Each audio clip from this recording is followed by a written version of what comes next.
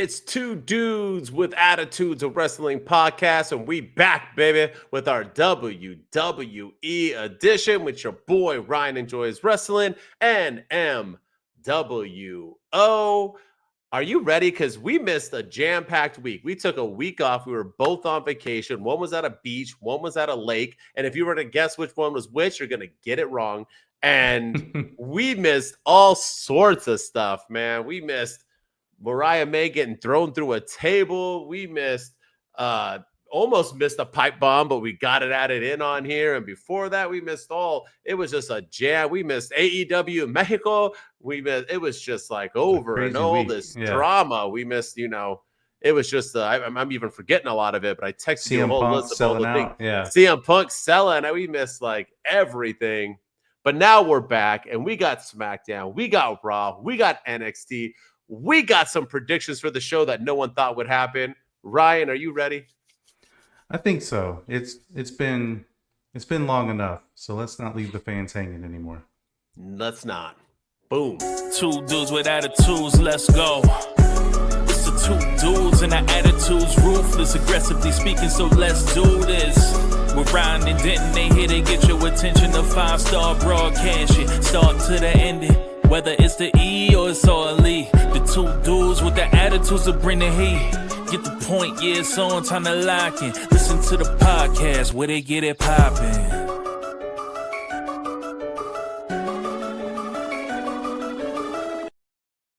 But yeah, man, we missed a ton of stuff. It's going to be a jam-packed show. And we both had to watch like hours upon hours of wrestling before we could even, get to where I got back on Monday night, didn't start watching wrestling till Tuesday. I had to watch last Monday's Raw, 2 NXTs, another Monday Night Raw, a SmackDown, like 17 hours of AEW, which I still haven't finished yet. But we are here. Yeah, it's been a lot. Ready. Yeah, it has. We are ready to go. What's up? Here's the list of all the drama that occurred last week. So, all right. Goldberg. Yeah, Goldberg returning. Liv Morgan injured. Thank you. WWE in Saudi Arabia. Mm-hmm. And there's AEW in general. People are always hating on them. And then the Cena pipe bomb. Cena pipe bomb. Crazy week in professional wrestling. But we got the Cena pipe bomb in this episode, and we're going to talk about it. And you know what? It's SmackDown time. So, Ryan, you want to talk about it? Let's do it. Let's talk about this so-called pipe bomb made by your boy John Cena. I'm going to let you start because I think you got more feelings in this than I do. So let's start with the Ryan side. Ryan, the floor is yours. Yeah, so for people who don't know, if you've been living under a rock like we have up until we started watching wrestling this week yesterday, but John Cena cut a promo, cut a pipe bomb very similar to the CM Punk pipe bomb from 2011, where he basically did a lot of the same stuff. He sat on the turnbuckle. CM Punk was in the ring, lying through a table for about 8 minutes, and John Cena just went toe to toe and obliterated CM Punk. And the internet went crazy. He name dropped Claudio Castagnoli. He name dropped Nick Nemeth and Matt Cardona. He talked about how CM Punk is selling out to TKO. He is Mr. TKO. He's not the voice of the voiceless anymore. He's a millionaire. He called out everything about CM Punk and basically called him a fraud nonetheless. And so I like the promo, but yet again, wrestling fans have this tendency of recency bias. And I feel like we talk about this every single week, but the internet was all over it. This was the greatest promo of all time. This was the greatest promo of John Cena's career. It was a good promo. It was a clever promo. It was well done, and it was creative, and it was a good way to sell me on this match, because now I want to see this match more than ever before. But it was not a good promo. It was not the best promo that John Cena has ever cut. One of the best John Cena promos were immediately after the pipe bomb promo in 2011 against CM Punk, where he was like, you have a great speech, but you're going to turn around and turn your back on all these people that you claim to love. The same promo where CM Punk called John Cena the New York Yankees. and that he's no longer the Boston Red Sox, he's the New York Yankees. That whole exchange was one of John Cena's better promos. Not this. The stuff with Roman Reigns and everything, that was a great John Cena promo. The stuff with Austin Theory, that was typical John Cena promo. This felt very forced. This felt a little over the top. He even added like the NBA Jam stuff, like, oh, he's heating up, he's on fire. It's just kind of cheesy. I don't understand. It was just a basic verbatim almost replica of the CM Punk pipe bomb promo. And again, it was creative and it was clever, but I don't think it was that great of a promo, to be honest with you. But he said hi to 3 different wrestlers from 3 different wrestling organizations and called them by their names because CM Punk had said them as well when he did a... Here's my thing, right? Well, number one... go ahead. And people are running with that too, like that it was a shot at AEW because Claudio Castagnoli... Because CM Punk name dropped Colt Cabana. Colt Cabana's initials are CC. Claudio Castagnoli's initials are CC. And then he name dropped Nick Nemeth. Young Bucks, Nick Jackson, Nick, Matt Cardona, Matt Jackson, Nick and Matt, people are like, oh, that's what he was doing. I'm like, was he? I don't know. He wasn't. It's so fun to like try, right? It's like these stretches that we do. But you're right. And we're going to do this forever when it comes to wrestling fans because anything we do now is the best thing ever. That's just the era that we live in. John Cena's heel turn. Greatest heel turn ever. John Cena's greatest heel turn ever. They also said this was the moment where he became a heel. So let's break this down, right? Number one, you forgot to add in the fact that it started after a 9-minute match with R-Truth, which had like a 3-minute commercial break. Yeah. So that match, once again, was irrelevant. Punk hits him with the belt. R-Truth, who's been like enraged, who literally attacked somebody earlier in the night because he wanted Cena so darn bad and kept him in a hold so Aleister Black couldn't have a match. Then him and Aleister were face to face. Then Priest was like, yo, Truth, go handle Cena. We're going to go have drinks. And all this stuff was happening just for him to get hit with the belt and never seen again. When he woke up, he didn't want to attack, but maybe it was the same magical belt that CM Punk went through with the Slim Jim magical table. And I have to say, this promo was like 7 minutes long, 6 minutes long. CM Punk had to lay there motionless for 7 straight, face out. Like, why didn't he roll over at least so he could at least like close his eyes and he just laid there like how many referees get up quicker than that? So you talk about cheesy. That's what really threw me out of it. But here's the thing. The promo was good. It felt good. It was cheesy, but Cena's cheesy. Like, if you're a true John Cena fan, this reminded me of his promo with Roman, his promo with The Rock, his promo with Punk's, all those great promos. But this isn't a pipe bomb. When Punk did a pipe bomb, he was by himself on a stage, not cutting it towards anybody in particular. He was cutting it towards everybody. He was just letting it like, this is Triple H, see everyone. This is like, it was like a more direct shot of like, yo, this is like, I'm not supposed to be saying this stuff, but I am. And I know John tried. He even pretended like his mic was cutting out, even though it never cut out once. Yeah, never once cut out. And that's what kind of made it. And then the worst part about it is that I felt like he like scripted it because he was like, yeah, that's right. Let me have it. And the crowd was like cheering him, like giving him a standing ovation. And it was just very bizarre. And then like, I think he didn't want that. So then he came back to kind of like pose while the ref was like, because he was like, I'm not getting enough heel work. And then he got cheered even more. And I think that's here's the thing, right? Then he said Elvis has left the building. I was like, what? Yeah, because that's supposed to be like a great, yeah. But okay. I mean, he had great lines. I enjoyed it immensely. I thought this was the best he has been since he became a heel. I'm doing air quotes for all the people who aren't seeing us. And the truth is, right, it wasn't a heel thing. I think he's more over than I literally was an alien who came into Earth and I would use first one who saw me and you said, watch wrestling. There's a good guy and a bad guy. Who's who? I'm going to say that Punk is the bad guy. Cena's the good guy. And that's not what a heel is. People have to stop pretending that heels are people that the organization says is a bad guy. This is a bad guy. So that's not what a heel is. A heel is someone who is hated and who gets booed. He is not a heel. The end. But it was a phenomenal promo. And this was what we needed because I'm sick of lethargic John Cena. This was kind of like energized John Cena. So I did like it. things would be better if people didn't over exaggerate things. You know what I mean? Yeah. It's like when people see a movie and they're like, you got to go watch, it's the greatest movie. And then you watch it and you're like, God, why'd you tell me that? Because now it was just meh. You know, that's kind of like what this was for me. That's how it was for me too. And I think that hits the nail on the head. Like if I hadn't seen all the internet reaction, maybe I would have enjoyed this promo a little bit more. But whenever I heard everyone, oh, it's the greatest, I was expecting like this earth-shattering thing, and we didn't get it. Well, you know what? I'm going to trigger you again because you also are upset about something on the internet, and that is when Seth Rollins and company. You're mad because they don't have a song. You're mad because they don't have a name, and you're mad because Marge Simpson died. So, Brian, let's hear it. Why do you hate Seth Rollins and company? Oh, I just want to say, I said this 2 weeks ago that I didn't like Seth Rollins and his faction and his group. And what's the internet chattering about this week? Seth Rollins and his crew is not really, they're falling flat.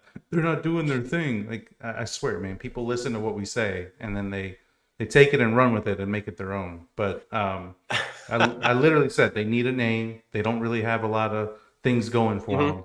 And that's all over my FYP, by the way. By the way, everyone's listening to you. I think now you are the voice of the voiceless, and I'm the one. You're the millionaire, son. Everything I post, everybody disagrees with. No one's agreeing with. No one's taking my takes anymore. Everyone likes you. I'm like the opposite now. But mine are always like, they're always like 2 weeks too late. It's like I said this 2 weeks. Like I was the first one to say that John Cena's heel turn was trash, and then. A couple weeks in, everyone was like, he needs to go back to being a babyface. I'm like, I know. I told you all that.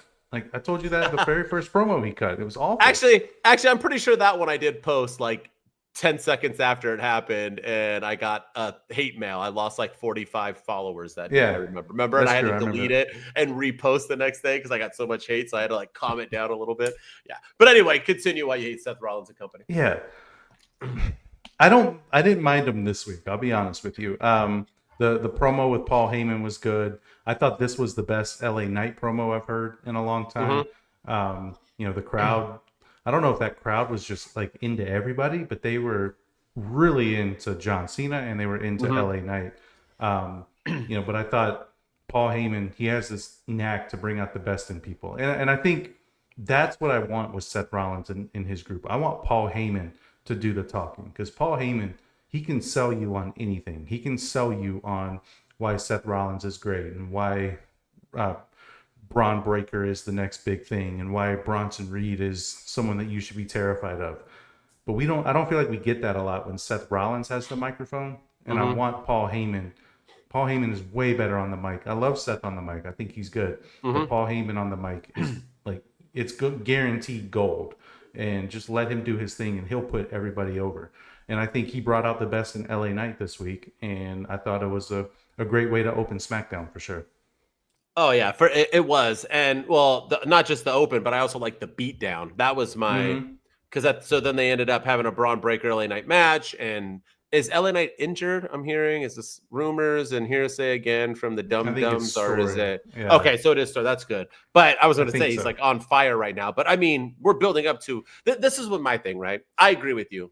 I hate when factions come out to the leader's music. Stupid.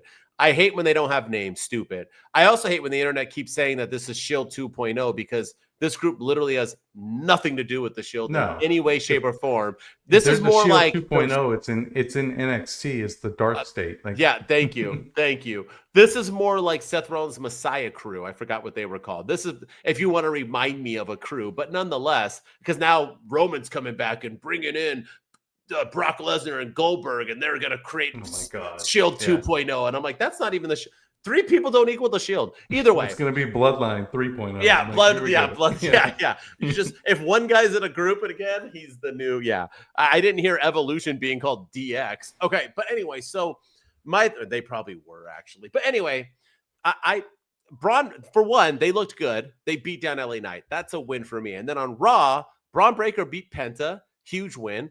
Paul cutting hella good promos. And I thought Seth was cutting. I think he looks good. Yeah. He came out, opened up Raw basically again because he opened up SmackDown. He opened up Raw basically saying like, yo, we here to wreck people, man. We're hurt people basically. He's like, we mean business, this and that. I think they're doing. I don't see how they're flawed, but you're not the only one, like you said. Now, literally everyone's speaking you word for word verbatim. So I don't know if maybe you're just wrong and you're leading everybody else off the cliff, possibly. But either way, everyone's agreeing with you. So, but I'm feeling it, man. I'm vibing. But the thing is I actually liked it this week. I thought this was the best they've been. I thought the Raw segment was good. You know, Seth Rollins, he spit facts. He said everything that he had to say. Like he is the reason that Roman Reigns is who he is today. And he is the reason that CM Punk is who he is today. He was the first ever World Heavyweight Champion. He was the first ever NXT Champion. Like the fans are fickle. 1 minute they're singing his song. The next they're chanting OTC. The next they're chanting CM Punk. They don't know what they want, and he doesn't care what they want. Like I thought this was the best that they've looked since they've been a thing.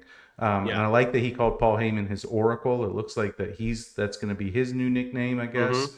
The Oracle and Paul Heyman. So I'm liking all of that. So this was a good start in the right direction for them. But the last couple of weeks, they have really been, in my opinion, struggling to click. Yeah. All right. Well, let's see this one. Let's see if this triggers you or if you liked it. Which one? Let's see. We had a whole bunch of title matches being announced for next Friday SmackDown, the night before Night of Champions. And we're only 2 title matches are happening. So we are getting a last woman standing match for the women's championship between Tiffany Stratton and Nia Jax. We are getting the men's tag team titles defended by the Street Profits versus the White Six, because I guess they're a tag team now. And then we're having the women's U.S. title with Selena, I'm Never on TV, Vega versus Julia. Now, I want to know if you're triggered by it or if you're digging it. I mean, that's a big hype up for SmackDown, but are you triggered because it's not on Night of Champions? Or, which we'll get into later with the Raw, is this I didn't want to go, or maybe they're not trying to have people go? And this SmackDown had stuff already happened. I'm trying to think. No, this is just probably they don't want 9 matches, huh? Or 8 matches, probably. And this I think this episode of SmackDown, if I'm not mistaken, is in Saudi Arabia. So they are there. You're right. It is in Saudi. So all right. So there you go. So what do you think? So are you okay with it or no? I think for a show called Night of Champions, I think you could have put the King of the Ring finals, or you could have put Sami Zayn and Karrion Kross on this episode of SmackDown. Rhea Ripley and Raquel Rodriguez could go on this episode of SmackDown. You could put 2 of the title matches instead on Night of Champions. I mean, it's called Night of Champions for a reason. So, but I also feel like at the same time, these are pay-per-view quality matches, like Tiffany Stratton and Nia Jax. And a last woman standing. And then the tag team match with the Wyatt Six, and like they've been. The Street Profits, man. The Street Profits have been killing it, and they get a match with the Wyatt Six now. And and not only that, but on Raw next week we have the Judgment Day going up against the New Day for the tag team titles. I think that Raw's on in Saudi Arabia as well. It should be, right? Yeah. So it's just I don't know. I don't like it. I feel like they need to be on Night of Champions. It's called Night of Champions. It's like when AEW did Battle of the Belts and they had no titles ever defended. It was like all ROH and number 1 contenders. Yeah. or like Eliminator match. It's like that's stupid. Or and speaking of AEW, AEW gets a lot of flack for giving us random matches on random episodes of Dynamite. Here comes Ryan. Here he comes. These pay-per-view quality matches on free TV. Why are they doing this? Here's WWE doing the exact same thing, and people seem pretty stoked about it. So, and honestly, it's 3 bangers, buddy. These are like bangers, and they just had a title change on Raw like 2 weeks ago. Okay, so here's my thing. I'm not against it because they're in Saudi. They're going all the way down there. So I guess you have to make Raw and SmackDown feel important. You can't just make everything on the Night of Champions and then just shit on SmackDown because isn't it always they're all in the same arena. It's all like being filled up to the top. So here's my thing. So I'm okay with it, right? I wish some of these, but like you saying that we should have taken off Karrion Kross, you might have had a lot of people unsubscribe to our page for that one. But here's the thing, right? I mean, here's his first ever like singles match and PLE match in like 18 years. You're like, whoop-de-doo. SmackDown. Okay, here you go, really quick. It's gonna be a fire shot. You ready? 1, 2, 3, go. Nia Jax or Tiffany Stratton? Who wins? Go fast. Tiffany Stratton, but Naomi cashes in. She thinks that's what I was gonna. Okay. The tag teams. Is it gonna be the Street Profits or is it gonna be the Wyatt Six with the upset? Wyatt Six. Oh my goodness! And I think the most obvious one: poor Selena Vega versus Julia. Yeah, it's Julia. So you're going all 3 titles changing hands. All right, that's gonna be. So. All right. I do think we get the cash in. I think when they tease it all the time, it happens quick. And with Jade in the finals now. Yeah, 100%. I think that's what we're getting. So we'll get there later. All right, last thing, which I think we both enjoyed.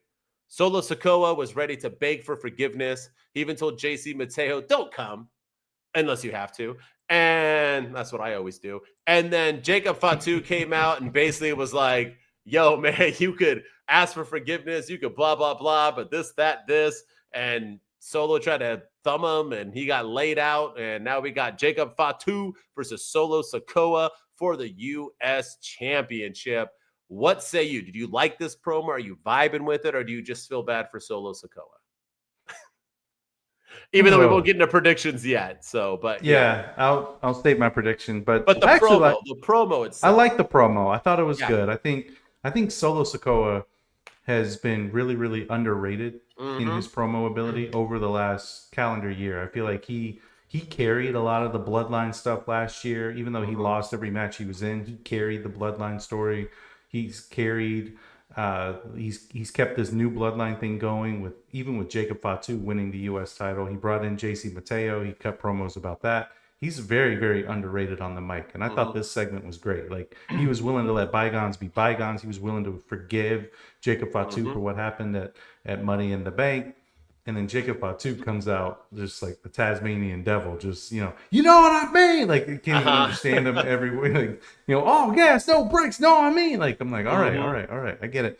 I hate you so. Like, it was good stuff. I thought this was a great promo, great way to build for Night of Champions. I still think that we didn't really talk much about this, but I do think that Jacob turning on Solo happened way, way too soon. And I think it's too soon to be getting this match. I fully agree. Unless we get some shenanigans, there's really no point. And maybe, you don't know. All right, let's get into some Monday Night Raw. You ready? And let's go with it, man. The match that blew up the internet while we were gone. I posted and defended it. I'll defend it right now as well. But we got one returning 97-year-old limped to the ring. Goldberg cut a promo, which was it was like in his warehouse, wherever he lives, where my girl's brother works for him. He does all his stuff. I've already told you that. Yeah, I know. He won't do it because he's like afraid to lose friendship. But now he's back in wrestling. I'm going to hit him. All right. Neither here nor there. But yeah, Goldberg, is back. And he cut a promo. I thought it was pretty good. He basically talked about how he disrespected his family, how he did this. How would you feel about it? And he's going to bleep him up. Then Gunther cut a promo in the ring. And it was, people sleep on Gunther. I don't know why people hate him. He cut a phenomenal promo. Basically said, you were good in 1999 or 1997. This is 2025, homie. And basically laid him out. He's going to finish off the story of Goldberg. And it was good. I got me even more excited for the match. Let's call a spade, right? People are mad about Goldberg. He came out. People are saying how stupid it is that he earned a title shot. Okay, this isn't the UFC. This isn't a guy like Conor McGregor just coming back and getting a title shot. That's not real competition where people earn things. This is Goldberg. People are saying, well, John Cena earned it by winning the blah, blah, blah. But he just got entered in and didn't wrestle at all and just got a free handout and won it. He still was scripted to win it. Secondly, did you hear the pop Goldberg got? Because it seemed like the freaking roof blew off. They're in Atlanta, homeboy. Atlanta. That is Goldberg freaking country, where he basically put Atlanta wrestling on the map during the WCW days. And It's gonna be on Saturday night's main event. It's free television. What do you? It could be me Yeah. versus what? What do you care? If Like, and it's anything, gonna be a squash match. He's gonna get 3 jackknives in, a spear, and then Gunther's gonna chop him, beat him, and it's gonna be over. Like, get over it. Move on. if anything, I think it's kind of funny that everybody was upset about WWE counter programming with AEW the same day as their flagship show, All In. And they counter programmed with Goldberg versus Gunther, like in a squash match that's like gonna be less than 5. It was just like that's what you countered with. That makes me think they're not really doing this. Yeah, I don't. But yeah, you know, the best part about the Goldberg promo though is WWE completely cut him off, and you know, it was the part with Michael Cole where he was talking about, you know, oh, if I did ask Goldberg, you know, there at the end, like, is this definitively your last match? And Goldberg said yes. And then, well, what if you win the title? Well, that's a dilemma. Why'd they cut that out of the interview? Why? I that's like, that was like the best part of the entire segment. Why did they cut that out? I don't understand. Like, why is Michael It probably Cole... didn't happen. Yeah, I could see that. I could probably. They probably forgot it and then they added it. Oh shit! Yeah, that's probably. Oh crap! We forgot to ask him if that was his last match. Come on, you make a TikTok when you're done and you post it. You're like, oh dang it! I wanted to say this, that, and this. But that's why if we get Goldberg on Two Dudes with Attitudes, we wouldn't forget to ask him that. But I'm gonna ask the hard hitting question. We're better than Michael Cole, but who is it? Yeah, let's get it. But no, I thought it was. You know, this match is what it is. It's good. It's a hometown guy. It's a legend. He's going up against Goldberg. Now, I will have a problem if Goldberg wins, but I don't think it's going to happen. I don't think it's going to happen, but he did beat The Fiend, and I wouldn't put anything past the WWE. But Gunther's not the... Well, Gunther is the...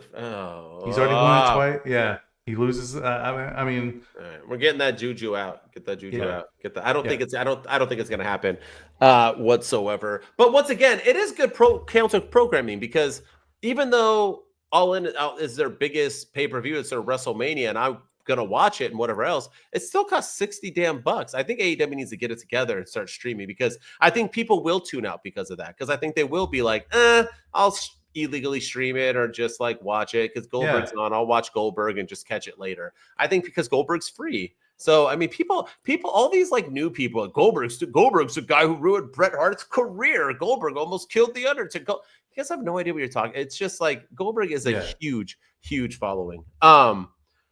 With that said, let's talk about something else that was interesting. It was announced to AJ Styles that by Adam Pearce that his match was canceled due to a torn mustache, I believe, and that him and Dom will not be wrestling. Supposedly he's injured. So the internet went bananas and stated that there is no injury of Dirty Dom and that he actually was the only WWE superstar to step up and say, I ain't going to Saudi, and they obliged. What say you? Did you hear this? Do you believe it? And why else would they cancel this match? Because what injury did he? He didn't look injured backstage. He looked pretty clean going to me. I mean, I don't. It could be a small injury. Maybe he has a DUI and they didn't announce it and he couldn't get in. I don't know. I have no idea. My boy Daddy Dom don't have no DUI. I mean, he's been to jail though, so he probably can't. That's what they should have. Why didn't they go with that? They should have. He has warrants. You know, he's they should have. He's done time on the inside. That's why he's Dirty Dom, homie. But yeah, like the dirt sheets were saying that. Well, the internet speculation at first was, he said no. AJ said no. Dom said no. Kudos to them. I wish the rest would follow suit. Yeah. And then it turns out that one of them, I think Sean Ross Sapp or Dave Meltzer, somebody said that his injury is a legit injury. It's like a rib cage issue. So that's why. It's a minor injury, but it's something that's keeping him out of the ring for the foreseeable future. But he'll still be on TV. So I don't know if I believe it or not. I don't know. But apparently Chad Gable's legitimately hurt too. That was the whole thing with Penta was there to write him off. But again, like and adding Kaiser. Are they yeah, I mean he was backstage, we saw him. But are they writing him off and keeping El Grande Americano? Like yes, they are. Is that what they're doing? Yeah, Liv Morgan got hurt. So the really bad timing for injuries in WWE. But yeah, I I don't think he said no. I don't, because Dom's been to Saudi Arabia before, and he's. I mean, he cost Becky Lynch he cost Becky Lynch the women's world title in Saudi Arabia just last year around this time against Liv Morgan. And he's been to Saudi many a time. I don't see why he would say no. AJ Styles has been there before too. I know it's different. This is it's different. Yeah. Technically, yeah. So here's the thing. We'll find out. But I don't think he said no. Yeah. No, and we'll find out quickly because all of Judgment Day is going to be there. So if he's there with them, rooting them on, then obviously we know that wasn't true. My thing is, do you think wrestlers had an option to say no? Do you think wrestlers even cared? Or do you think that the WWE is so secure they were like, no, we're good? I mean, they've had a working relationship with Saudi forever. You don't think Saudi Arabia has the power to say, no, fam, like, we got you? Like, do you think they had nerves? I mean, Punk didn't look too nervous. He was shoving little kids on the sidelines. So no, I don't think. I'm sure they're probably safer than anybody right now. And I would think everything I've read is Saudi Arabia. Like Sami Zayn's going to Saudi Arabia, and he's Palestinian. He's from Syria, and they've had issues there, but he's been all about supporting Palestine, which is. Not to get too political with it, but they're in the war with Israel right now. And now here we are. So, but he's going. So the fact that he would go tells me that I think they're safe. Saudi Arabia seems to be an ally to both places. So I think everybody there is relatively safe. I hope. I agree. I think they will be, and they would have already been. Why would they wait till unless they're gonna? And they wouldn't. I don't think. I really like. You can say whatever you want about WWE and. Their politics and the way they lean. I don't think they would have put their wrestlers in a situation. Not just wrestlers. It's everybody. Yeah, I don't think they would have put themselves, Triple H himself. I don't think they would have put themselves in a situation, if there was any sort of doubt. Like, I think if that quote-unquote ceasefire didn't happen or whatever, then maybe there's an issue and they wouldn't go, but I think the WWE, I do think that we got to give them a little bit of credit. You can say what you want about their political leanings. You can say what you want about some of the things that they've done in the past, but I don't think they would do this to themselves, to their staff, to anybody purposely. No, and they love money. All right, so these last two, I'm gonna start with you on these last two matches. So let's do the first one: Bayley versus Becky Lynch. There was interference that happened. What do you think about it? What do you think it's leading to? It's obviously leading to a triple threat between Becky Lynch and Lyra Valkyria and Bayley. But man, anytime Bayley and Becky Lynch are in the ring together, it's always magic. That was a great match. I hate the fact that Lyra interfered and ruined it. Because it was a fantastic match between two of the best women that WWE have. But yeah, I think it's obviously leading to a triple threat between Becky, Bayley, and Lyra. Yeah, I agree. And it kind of is Lyra going to turn a little heelish? What's going on here? I mean, it looked like her and Bayley were on the same page. It looks like that's going to lead to Becky Lynch possibly winning in that triple threat. But I liked it all. I was bummed, though, because Bayley and Becky were putting on an absolute banger. It felt good to see Bayley back and wrestling. She looks great. And then Lyra had to come in and and it was like a dumb. Like, you can smell it. You can smell it happening. You're like, when is it going to happen? When up there it is. And it's just like, it was she is a rookie. So it was such a rookie mistake, right? Like, oh, you're taunting me where I oughta, and cost the match. It was just kind of weird. But one match we could both agree on, Cody and Jay, there was controversy. I'll let you start again. What you think about this main event and the victor? I thought it was the right move. I thought it was a great match. I thought this is one of Jey Uso's best matches as a singles competitor. And I think that says a lot about Cody as a wrestler. I think it says a lot about I thought Jay did a great promo on SmackDown too. One of his better promos, and Cody Rhodes didn't get a word in. It was everybody else talked but Cody Rhodes, which I thought was fascinating. But the match between Jay and Cody was great. I thought it was a good way to end the show. And now we get Cody Rhodes versus Randy Orton, which I think we all kind of sort of saw coming.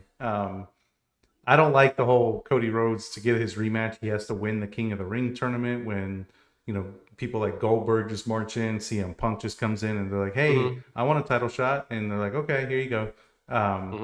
Jey Uso had to do the same thing with his rematch. He doesn't get his rematch. But yeah, I thought it was a good way to end the show on Raw. Yeah, I thought this was a hell of a match. I thought it was an A+ match. And I hate near fall after near fall, but I bought into this one because they're both, it just shows the evolution of Jey Uso that I was believing that he could win this match multiple times. And I like that Cody had to pull all the stops to defeat him. It was just really, really well done, but the right person won. Jay just lost it. There's no point to having him rematch at SummerSlam in that way. He'll get it again later. He'll be fine. Cody getting it, and we'll get into the predictions later. But it was a great way to end, and I just love it. Just the haters are going to hate, because if Jay would have won, there would have been complaints as well. So what can you do? One thing I do want to talk about, though, is Cody Rhodes. He did some interview. I think it was at Fanatics Fest or something over the weekend, where he said that his babyface run is slowly coming to an end, and AKA he's turning heel soon. And I don't understand why we're so obsessed with turning Cody Rhodes heel right now. I don't get that. Like, he's the white meat babyface. He's the guy that can carry the company going forward. He's the ambassador. He's the diplomat. He's the guy that can be the face of the company, especially with Roman gone, Cena retiring, Punk, Punk being like, he's old. He's probably not going to be around much longer. So we need a good white meat babyface, and we have him in Cody Rhodes, and everyone's talking about turning him heel, including The Rock. Yeah. So I don't understand this whole logic of wanting to turn him heel for whatever reason. I don't either, but I think it's just he's the new John Cena, and that was the John Cena obsession. But John did it for so much long. John was popular at first. He just got annoying after years and years, not 1 year, years and years and years and years of the same stuff, and people wanted him to turn. It's different, but I think that's just what it is. Cody was picked by the people and with the WrestleMania main event. Supposedly, I mean, he got turned on instantly as soon as he won. Then it was "We want Roman" the day after. So fans are fickle. Fickle. All right, let's get into some NXT, baby. Let's get into it. I'm going to tell you right now, the only bad part about NXT was no Blake Monroe. What the hell are you doing to me? Because we didn't even get to talk about it, but she got thrown through a table while we were off that week. But, man, I missed her. Anyway, first thing we're going to talk about, Stacks, our boy, defeated Tony D'Angelo to win the Heritage Cup, because I guess Noam Dar likes to win things and then just get injured all the time. Poor guy. But he got injured, and Stacks defeated Tony D, and then Tony D punched his boy in the face. Yeah, I don't want to trust the huh? And I thought it was forget about it. I'll punch you again, huh? But I thought this was phenomenal. It's crazy to me that this guy, who I can't even say his name because I don't remember what it is, and I didn't know who he was ever in the crew, that I'm now interested in. Now all of a sudden now I'm like, man, what's going on? And Stacks got his own crew, looked like a beast. I can't believe I'm watching The Sopranos in 2025 on NXT, and I am digging it. You got to remember, we had Santi on this show, and I'm going to take credit again, and if he listens, come at me, boo, dude, because I got you. He literally said, I was the reason he got back into NXT, and he said, verbatim, that Tony D guy is amazing. That was the guy he had his eye on. And Tony D, that was 2 years ago? And look at him now, man, just shining every day. I'm loving it. I liked all of this, and I'm excited for what it holds. And Stacks getting his first kind of, singles title already. Good stuff, man. But they're building stars. I mean, that's what you want in NXT. Tony D's a star. This was a better match than their first match they had. Yeah. Battleground or whatever the last pay-per-view was. Starks didn't look as nervous. This time he looked comfortable. He was in his element, and this was a great showing. And I think Stacks has what it takes to be a star in NXT. And Tony D, man, he needs to dethrone Obafemi and be better NXT champion. Hey, Oba's never beat him, homie. So let's do it. All right, and we had a weird thing. So JC Jane, everyone's going after her, so that's the theme. So I kind of get it. But she just threw the new Mariah May, Blake Monroe, through a table last week. Later out, she didn't even show up. And then we have a 4-woman qualifier to face JC Jane at Evolution. And it's Jordynne Grace, the girl who just lost to the person who JC Jane beat. Make it make sense. And they changed her theme song. Yeah. They got rid of the sirens and everything in her theme song. Why? Too, which I It was don't so know. Big Papa Pump. It was awesome. Yeah, Yeah. I did. Yeah. none of this makes any sense. I don't Mhm. understand it. Why? I mean, these tables, man, they must have had something on them because CM Punk was laid out for like 8 minutes to a table spot. Blake Monroe missed NXT because of a table spot. So like these tables, man, I mean, Those Slim Jims. they're Yeah. the Slim Jim tables. So Uh-huh. maybe they've spiked them with something. Punk made that joke. Did Did you hear him afterwards? They had a press conference, about SummerSlam or whatever, and they talked about him laying down so long. And he's like, "Yeah, I'm going to talk to Slim Jim about that. They like have these reinforced tables or whatever, or something like that. These tables are like, that. Yeah. But I mean, they've got something. And Rhea Ripley was put through a table this week too. So something about these tables right now. But Blake Monroe. I mean, I think it was obvious. I think this was NXT's way of trying to be a little unpredictable because I think we all thought, okay, Blake Monroe's she's going to beat JC Jane. She's going to beat JC. She's going to take that belt off of her right away. And now that I think they threw this in to make it look unpredictable, and maybe Blake Monroe beats Jordynne Grace, which I think would be more impressive than beating JC Jane. Maybe Jordynne Grace beats JC Jane at Evolution, leaves with the title, and then Blake Monroe beats her the next PLE or something, or they want to give JC Jane a big win before she drops the title. So either way, I think it's the right move, but I think it was also a NXT's way of trying to be unpredictable. Yeah, it was just caught me off guard. And Evolution's supposed to be like the biggest PLE ever, right? It's for women. It's like an all women's PLE. Blake Monroe for the time. I mean, that just like it's right in itself, but.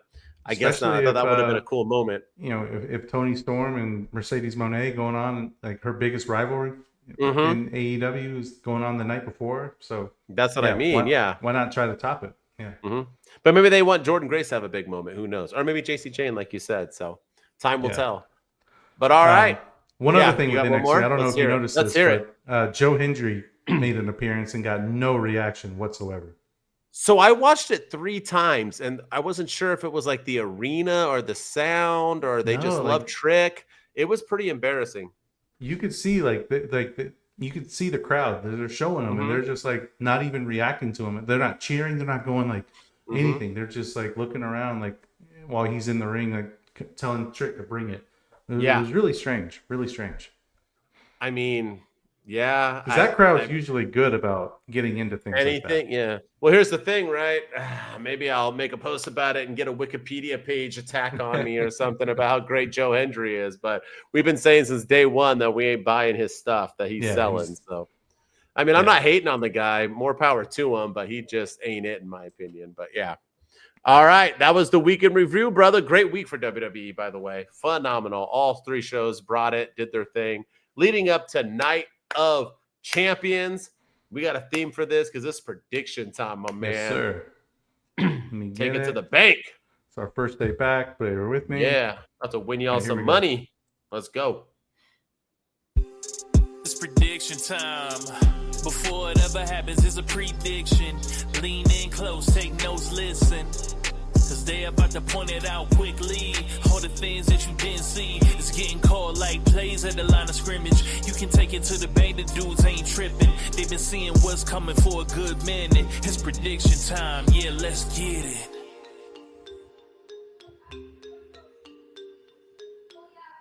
All right, we got 6 matches. The first time ever. The PLE does not have just 5 matches. Joking, it's not the first time ever. Ooh, and we're starting first time in hard. Forever. First time in forever. Oh, we're starting hard. All right, let's go. It is the King of the Ring finals between 1 Cody Rhodes versus 1 Randall K.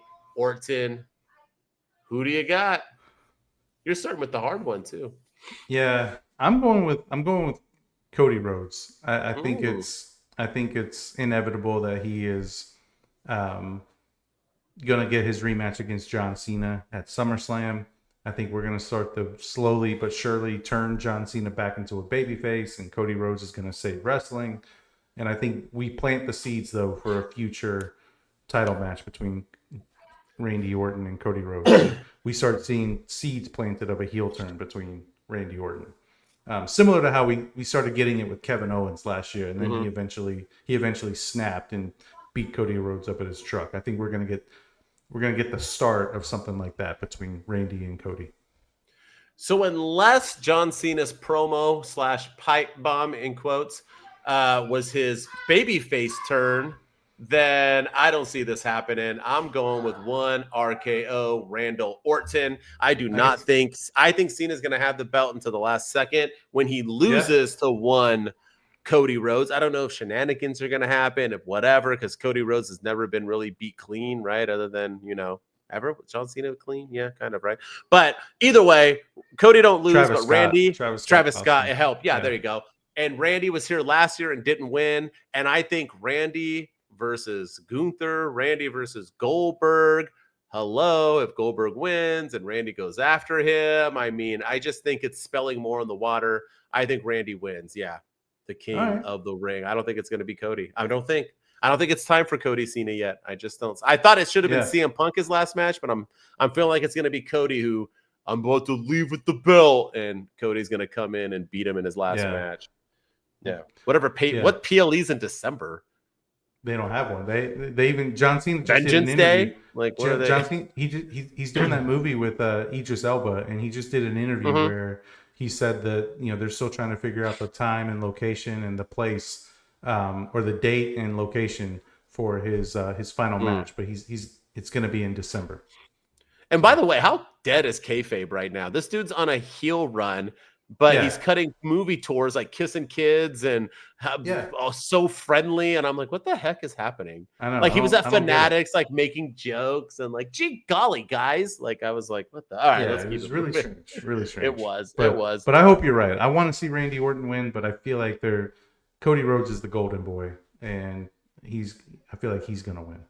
We'll see. Ooh. We got one Rhea Ripley versus one Raquel Rodriguez. It's a street fight, homie. How many times have we seen this match? I feel like we've seen this like forever, ever since NXT. So who do you got? And it's Rhea versus Judgment Day again. But I'm going with Rhea Ripley. Obviously, I think she's the golden girl of WWE, and I don't mean that in a negative. I just think that because she's old.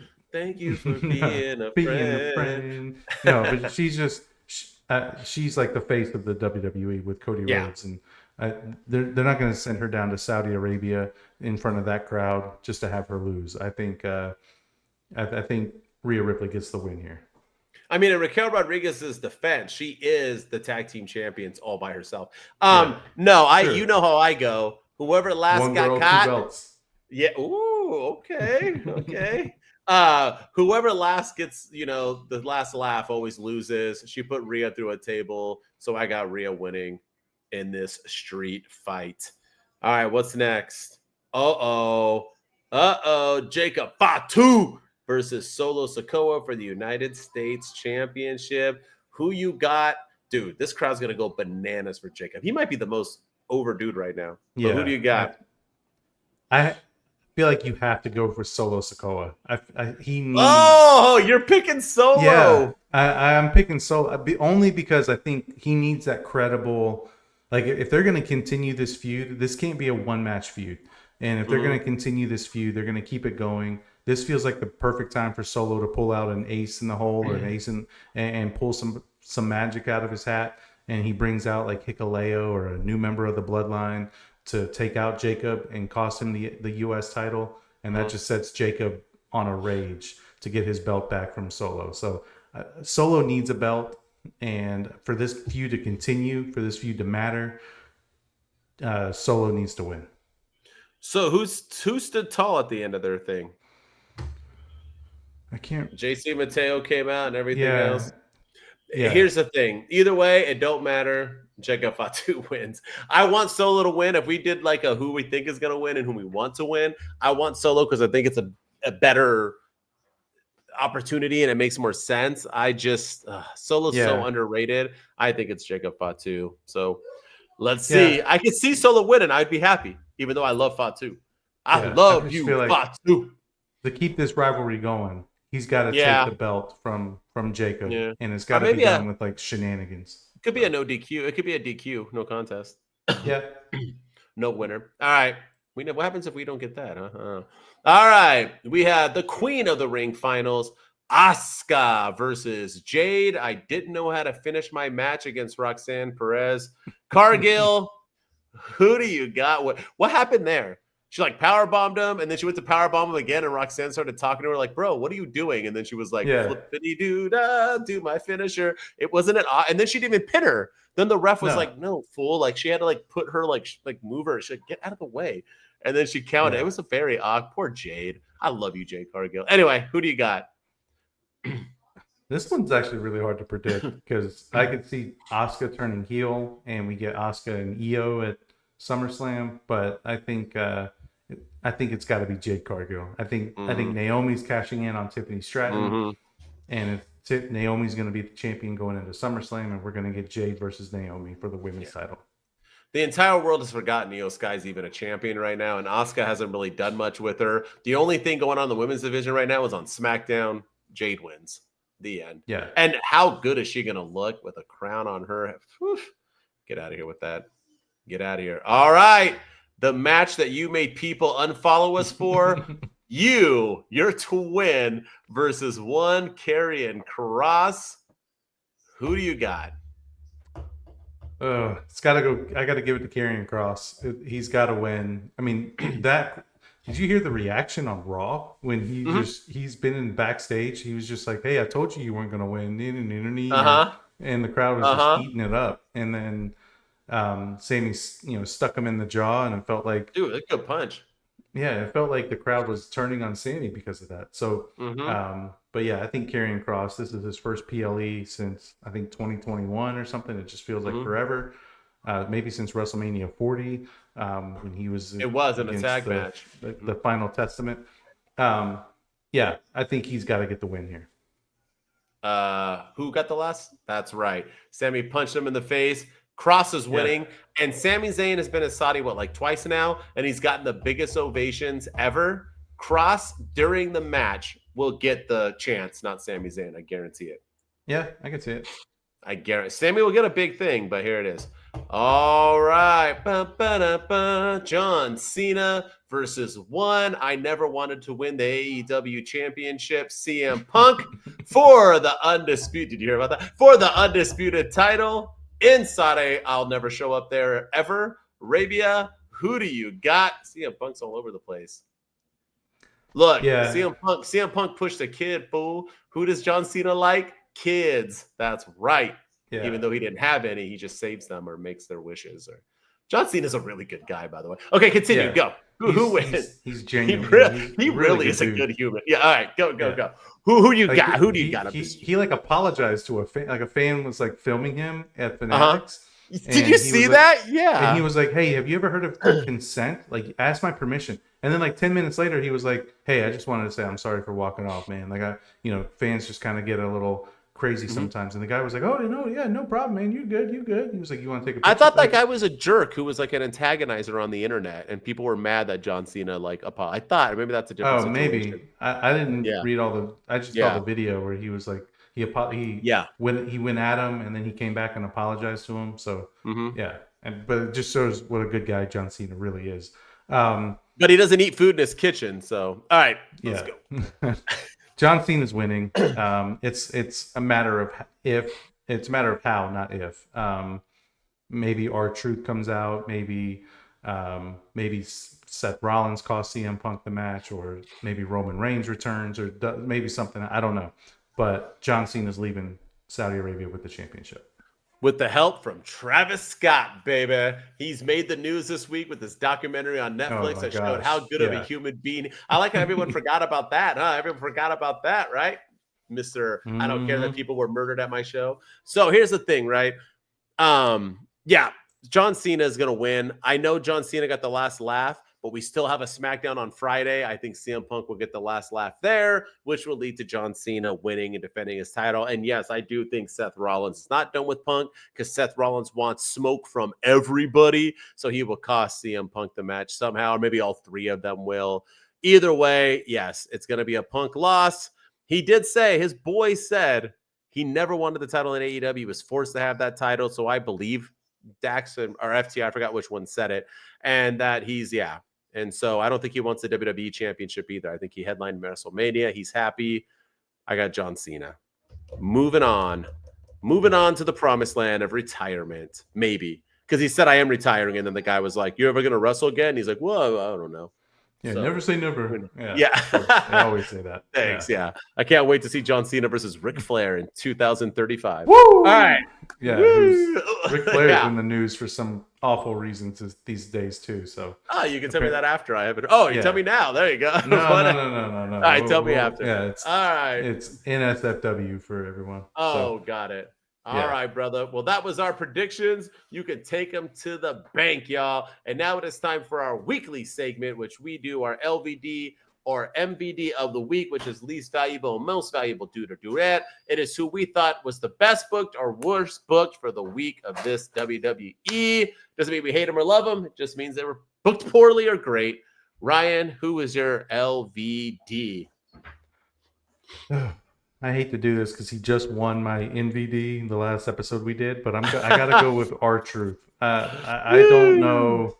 Like, he came out last week on SmackDown and beat up Kit Wilson, and then got into because he wanted John Cena. He already had John Cena, but so I didn't understand why he was doing that. But he wanted him now. Now it looks like he might be feuding with Aleister Black, which, like, huh? And then Damian Priest is like, hey, I know the good R-Truth is still in there. Maybe we can party. And, like, also, like, when I used to beat people up randomly, who was the guy I would come back to and would make me smile? Dude, you were a dick to R-Truth when you was in Judgment Day. Yeah, you were the reason that he turned. You were the one that kept saying, you're not part of Judgment Day. You're not part of Judgment Day. Everyone else accepted him. You didn't want him. But anyway, that's just neither here nor there. But the match with John Cena, like, was 5 minutes long. He gets hit in the head with the title, and then CM Punk just walks over him and brawls with John Cena, and then he gets put through a table, and CM Punk's taken out, and we get the Cena pipe bomb. It kind of felt like R-Truth was the sacrificial lamb in that whole story. Yeah, like we've been excited about this. We've been excited about this, and they're still calling him R-Truth. Like, I thought he came out and cut a promo saying, I'm Ron Killings. He cut his hair. They made shirts. Put some respect on my name. And they're like, oh, well, here's R-Truth. I'm like, wait, huh? So are they doing split personalities? Are they not? Like, I don't understand what's going on. It's really confusing. And I had high hopes for when he came back a couple weeks ago. And now I feel like they're lost and they don't really know what to do with him. Well, it is what it is, right? I don't know. Good choice, though. Very, very good choice. All right, I'm going to go a different route. I'm going to go with the guy who walked past R-Truth, and I'm going CM Punk. And here's why. Number one, whether we thought the pipe bomb was a pipe bomb or we thought it was the greatest promo ever, the things that were said were personal, accurate. It made CM Punk not look great. And so I think that was a big L for CM Punk because he's usually the one doing that. Secondly, he got put through a table and didn't get up for over 7 minutes. And nobody cared. The ref waited 7 minutes to come check on him. Anybody else gets hit, and the referees are in there breaking it up. Yeah. CM Punk, you can put through a table as a world champion and you never get up. Ever. And you have to lay there like, I'll give him props for laying there because I couldn't lay there in an arena for 7 minutes. That 7 minutes must have been an eternity for him. But nonetheless, that's a big L for me, homie. You laid there while some dude threw you to a table and then mocked you for 7 minutes straight. Not a big W for me. So, yeah, I think that was worse than R-Truth. Just my opinion. Yeah, I could see that. Yeah, I agree. It was just weird. It was cringy. It was just like, dude, like, it kind of took me out of Yeah. Like when CM Punk did it to Cena 14 years ago or whenever it was in 2011, like, he also went through a table, but Cena was like, moving around. He was like getting up at the end. Like he was like trying to come out of his unconsciousness a little bit and gather himself. But Punk was just there. It was just really cringy. Also, why couldn't Punk get up and then Cena stop talking, hit him with the belt again, lay him out, get back on the apron, like on the turnbuckle, and then start talking again? Like I said, Punk did it from the freaking sitting from the top of the arena, not from like in the ring above. Like, it just was really, really weird. Yeah. And that was in a match against R-Truth too, between. I got the irony. Yeah. Is that why R-Truth got? It was a shitty match then. It was a shitty match. Like, is that why they did this to further that feud? I don't know. No idea. All right, let's end on a positive as always. Who is your MVD of the week? Oh man, this one was hard. Mm-hmm.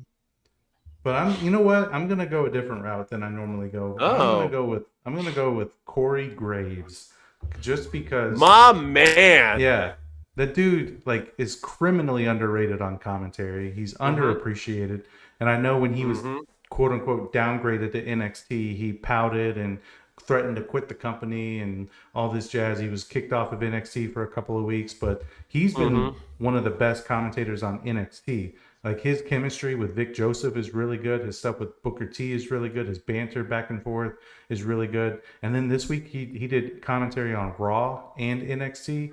And he was just like, I miss the camaraderie between Cole and Corey Graves. And it was nice to have an episode of Raw with good old fashioned commentary, not this yeet stuff that Pat McAfee likes to do where he makes himself part of the show, even though he's not part of the show.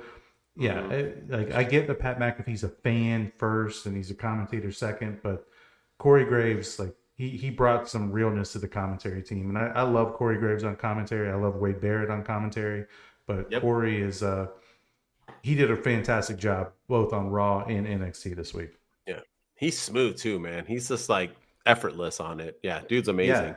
Dude is his wife got fired and he's still killing it on that show. Exactly. Yeah, all right, he's good. Good pick. Do not bring back Pat McAfee. We don't want you from the two dudes. Get out of here. All right. My MVD is the person who is opposite of my LVD. And yes, I'm going with one John Cena. Even though I didn't think it was a pipe bomb, even though I didn't think it was his greatest promo ever, I do think it was the best work he has done as a heel on this run. I think he felt impactful. He made the match feel better. He brought back that edginess, which I thought has been dead, which I thought he hasn't really been able to figure out. And it took CM Punk to kind of get that out of him, even though I thought a week ago or so he was starting to get there, starting to figure it. And I know he's still not a heel yet because he's still getting cheered out of the wazoo. But nonetheless, it was good. It was great. The best he's been. I'm digging it. And since it's the best he's been, I thought I should reward him with my MVD. John Cena, you're welcome. Yeah, no, I was torn between Cena and Corey Graves. And Corey Graves is a good pick. Cena, man, this is the best he's been since he's been back. Not just turned heel, but since he's done, because he was a babyface for the ever since he announced that he was retiring. This is the best that he's been, and I'm excited. I'm excited for this match. And that's exactly what that promo did, was make me more excited than ever before about this match at Night of Champions. I agree. All right, everyone. Thank you so much for tuning in. We appreciate it. Sorry we took a week off. Hopefully you didn't miss us too much. And don't worry, we'll be back next week when we're going to talk all things Night of Champions, Raw, and NXT. It should be a jam-packed show with all those results. Maybe a bunch of title changes. SmackDown has a bunch of title changes. We're probably going to add in SmackDown as well, I'm assuming. So we might talk all sorts of things. So tune into that episode. As always, thank you for listening. Wherever you're listening, subscribe, comment, follow, whatever you need to do. And if you want to just hear me on any social media, catch me at my_wrestling_opinion, where I post daily, multiple times. And with me, as always, is Ryan Enjoys Wrestling on all social media platforms. I promise I'm going to get back to posting TikToks as soon as I can. Yes, sir. Go follow us on YouTube at Two Dudes with Attitudes. Help join the movement over there. And then follow us on Instagram at Two Dudes with Attitudes Podcast.